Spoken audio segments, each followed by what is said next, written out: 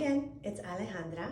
We have now come to our second metal element gua, and it is the Helpful People and Travel gua. It's actually one of my favorites just because of where it fell in my home. And I think I must have been a gypsy in another lifetime because all I want to do is travel the world, literally. It's all I want to do. So the color for this gua is gray, and once again, the shape is round.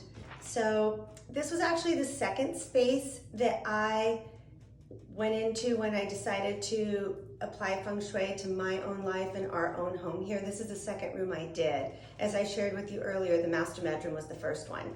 So we are almost all the way around the map now.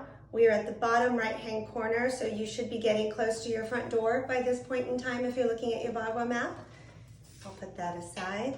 And I wanted to think of how I wanted to use this room. It was a typical dining room for us. It seated 8 to 10 people, and I found that I never used this space. Both our families live in other states, so we always traveled for holidays, and I never even walked in here. It felt dead, honestly. It just was a wasted space, stale energy. So when we decided to tackle it after we found out the importance of wanting to invite helpful people into our life and invite more travel into our life, I kind of started thinking about how I wanted to do that. So we are a family of 3, and our son is 25 years old and he lives and works in another state. So it's really just my husband and I in this house. I don't need the typical dining room in that sense. I wanted to create a space that was more versatile, that would invite me to come in if we weren't just gonna eat here. So I set about trying to create that space for me. We donated everything we had in the room except for the chandelier, which now everybody swears looks like it's brand new because nobody even noticed it before. We just walk right through this space. Now when people come in here, they say that this room feels amazing. And to me, that's the highest compliment and the biggest takeaway I want you to take from this. What does your room feel like when you walk into it? You've heard me say it a couple of times. To me, it felt dead, it felt stale. I wanted it to feel energetic, alive, welcoming. So I scaled it down. We got a smaller table. We got something that not only you can have dinner at, but I can come and read. I write here a lot too when I get tired of writing in my office. So now it's a multi-purpose room for me, which makes me want to come in more, which brings in more energy. It all works together.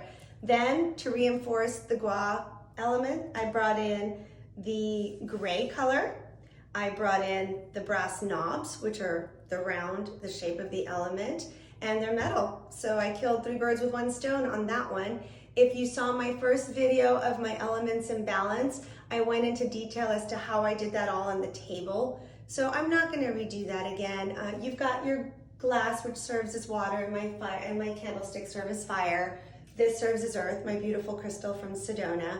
So I don't really want to go too much into that. I want you to focus on how a space feels.